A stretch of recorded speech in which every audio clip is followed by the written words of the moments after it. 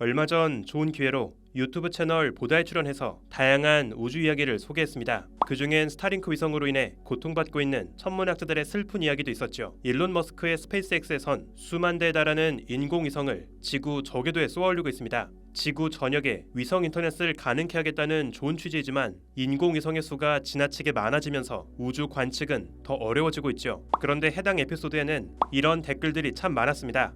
지상 관측 그까짓 거 포기하고 더 좋은 우주망원경으로 보면 되는 거 아닌가요? 어차피 허블이랑 제임스 웹 미만 잡이다, 이런 의견들이 있었죠. 하지만 많은 분들이 잘 모르고 있는 아주 슬픈 팩트가 있습니다. 이미 허블을 비롯한 우주망원경 관측에서까지 스타링크는 심각한 문제를 일으키고 있습니다. 그리고 마침 최근 네이처 어스트로노미에는 허블 망원경 관측 이미지로 확인된 스타링크로 인한 피해를 검증한 새로운 논문이 발표되었는데요. 과연 스타링크는 앞으로의 천문학 연구에 얼마나 큰 악영향을 끼치게 될까요? 우주먼지의 현자타임즈, 많은 분들이 미처 모르고 있는 스타링크로 인해 고통받고 있는 우주망원경들 이야기를 소개합니다.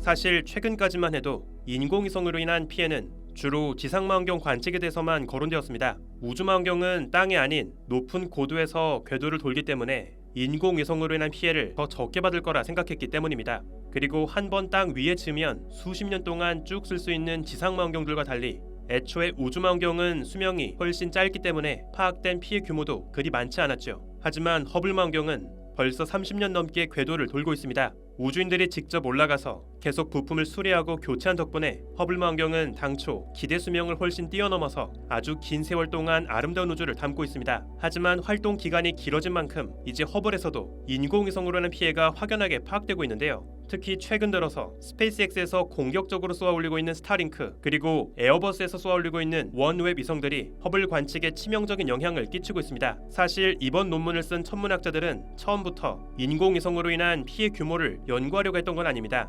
원래는 그동안 허블이 찍은 수많은 이미지를 분석해서 아직 발견되지 않은 새로운 소행성을 찾으려고 연구를 시작했었죠. 머나먼 배경별에 비해서 훨씬 빠르게 태양계 공간을 가로질러 움직이는 소천체들은 허블의 사진 속에서 긴 곡선 궤적을 남깁니다. 천문학자들은 수많은 허블 이미지를 분석하기 위해서 일반 시민들의 힘을 빌리는 시민과학 프로젝트를 진행했죠. 일반 시민들이 직접 랜덤하게 나오는 허블의 사진을 하나하나 보면서 소행성의 궤적이 찍힌 것으로 의심되는 사진을 투표했습니다. 그런데 이 프로젝트에 참여했던 시민 참여자들은 이상한 흔적을 보고하기 시작했는데요. 아주 밝고 가느다란 긴 직선 궤적이 가끔씩 사진에 등장했죠.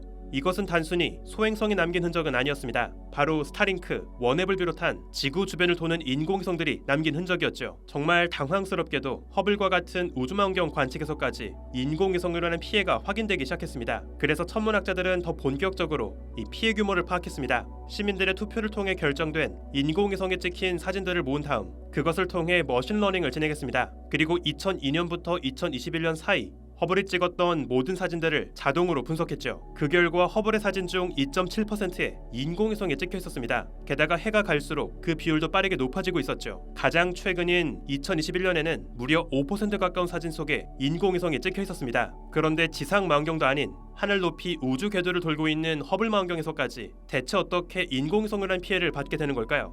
그 이유는 사실 허블이 꽤 높지 않은 낮은 고도에서 궤도를 돌기 때문입니다. 허블의 고도는 대략 530km 정도인데요. 스페이스X에서 발사하고 있는 스타링크 대부분은 고도가 대략 550km 정도입니다. 허블보다 살짝 더 높은 궤도를 돌고 있죠. 결국 허블 망원경의 시야에서까지 그 위를 지나가는 스타링크는 방해가 될 수밖에 없습니다. 게다가 오히려 허블 망원경이 지상의 망원경보다 더 불리한 점도 있는데요. 땅 위에 있는 지상 망원경에선 스타링크는 그저 하늘 멀리서 지나가는 작은 점으로 보입니다. 그런데 비슷하지만 살짝 낮은 궤도를 돌고 있는 허블 망원경 입장에선 그 바로 위를 지나가는 스타링크는 훨씬 더 밝고 크게 보이죠. 지상 망원경의 관측에선 스타링크가 지나간 흔적이 그저 밝고 기다란 가는 선으로 보일 뿐이지만 허블의 관측에선 더 두껍게 시야 전체를 가리고 지나가기도 합니다. 이렇게 되면 사진의 일부는커녕 그냥 사진을 통째로 버려야 하죠. 게다가 앞으로 허블 망원경은 계속 더 많은 피해를 받게 될 겁니다. 지금도 지속적으로 대기권의 마찰로 인해 속도가 점점 느려지면서 허블의 고도는 조금씩 낮아지고 있죠. 그리고 스페이스X는 앞으로도 계속 더 많은 인공위성을 쏘게 될 겁니다. 허블의 고도는 점점 낮아지고 허블보다 위를 지나가는 위성들은 더 늘어나는 최악의 상황이 이어지게 되죠. 이번 연구에서 파악한 허블 망원경에게 피해를 줄 수 있는 인공위성은 대략 5,000개에서 6,000개 정도입니다. 그 중에서 1,500개가 스페이스X의 스타링크, 320개는 에어버스의 원웹 위성들이죠. 게다가 현재 계획에 따르면 앞으로 2030년쯤이 되었을 땐 허블과 비슷한 지구 저궤도에서만 무려 6만에서 10만 개 위성들이 올라가게 됩니다. 이 지경에 이르게 된다면 허블 망원경의 관측에서 인공위성에 찍혀서 버려야 할 사진의 비율은 20에서 50%까지 이르게 됩니다.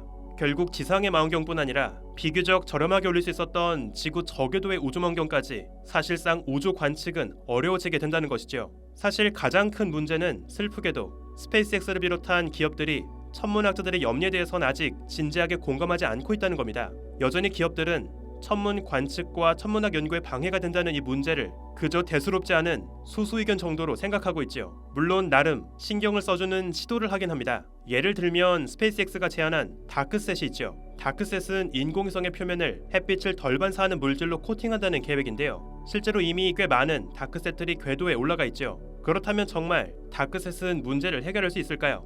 실제로 관측한 결과 다크셋은 일반적인 스타링크에 비해서 태양빛을 절반 정도만 반사합니다. 그래서 사람의 눈으로 보면 보이지 않죠. 하지만 문제가 있습니다. 애초에 천문학자들이 거대한 망원경으로 보는 천체들은 눈으로 보이는 밝은 천체를 찍는 게 아닙니다. 사람 눈으로는 볼 수 없는 한계 등급보다 수만 배 이상 더 어두운 머나먼 별과 은하들을 찍는 것이죠. 그런 민감한 망원경 입장에선 다크셋도 여전히 너무나 밝게 보입니다. 설령 완벽한 코팅 소재를 발견해서 인공위성을 완전 깜깜하게 만들 수 있다 하더라도 문제는 풀리지 않습니다. 가시광 영역에선 아무런 빛을 반사하지 않는 것처럼 보일지 모르겠지만 빛을 덜 반사하는 깜깜한 소재일수록 더 많은 태양빛을 흡수하게 되죠. 겉으로 봤을 땐 아무런 빛도 반사하지 않는 깜깜한 위성처럼 보일지 모르지만 뜨겁게 달궈진 인공위성은 적외선 영역에선 아주 밝게 보일 수밖에 없죠. 제임스 웹이나 스피처 우주망원경처럼 적외선으로 우주를 보는 망원경에겐 이 뜨겁게 달궈진 다크셋은 여전히 눈부신 방해물일 뿐이죠. 흔히 스타링크로 인한 천문 관측의 피해를 이야기하면 그냥 우주망원경을 많이 쏘면 되는 거 아니냐 이렇게 묻곤 하는데요. 하지만 많은 분들이 간과하고 있는 아주 중요한 포인트가 하나 있습니다.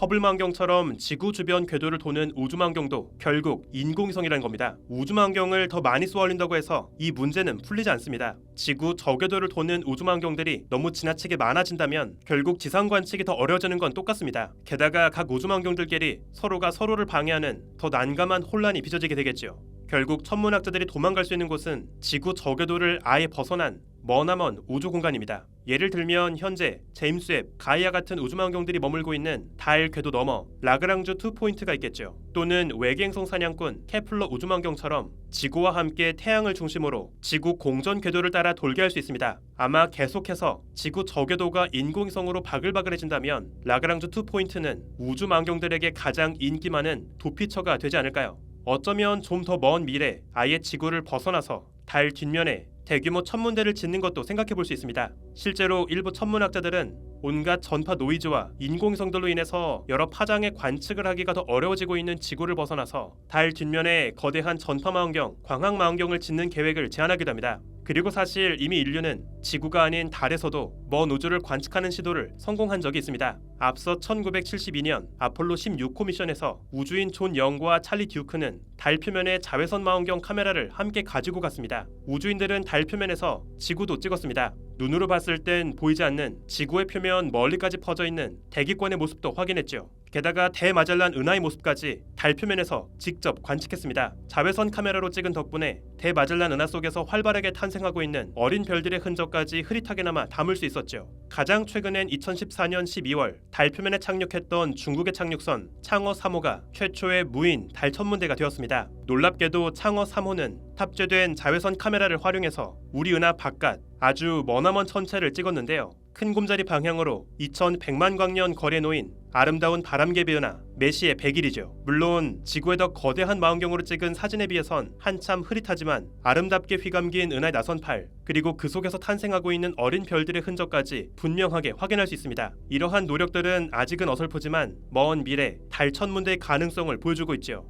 밤은 세상을 감추지만 우주를 드러낸다. 페르시아에서 전해지는 오래된 속담입니다. 하지만 슬프게도 더 이상 밤은 우주를 보여주지 못하고 있죠. 그동안 인류는 밤하늘의 별을 따다 땅에 도시를 비췄습니다. 도시가 밝아질수록 별은 사라지고 있죠. 게다가 이젠 머리 위에 수천 수만 대의 가짜 별들이 하늘을 덮기 시작하고 있습니다. 그리고 사방에서 새어나오는 전파 잡음까지 그 어떤 파장의 빛으로 우주를 보더라도 더 이상 아름다운 우주를 온전하게 느끼는 건 어려워지고 있습니다. 지난 수천 년 동안 인류는 밤하늘을 관측한 덕분에 천문학과 과학이 발전했습니다. 하지만 아이러니하게도 이젠 그 과학의 산물이 우주에 올라가서 인류가 오랫동안 지켜왔던 천문 관측을 방해하고 있죠. 과연 인류는 우주 개발과 천문 관측이라는 이 포기할 수 없는 두 마리 토끼를 모두 지킬 수 있을까요? 우린 답을 찾을 것이다. 늘 그랬듯이. 영화 인터스텔라의 명대사 속에 담긴 이 막연한 기대가 부디 현실 세계에서도 이루어지길 바랄 뿐입니다. 우주먼지연처타임즈, 오늘은 여기서 마칩니다. 구독과 좋아요도 부탁드릴게요. 우주먼지 여러분, 감사합니다.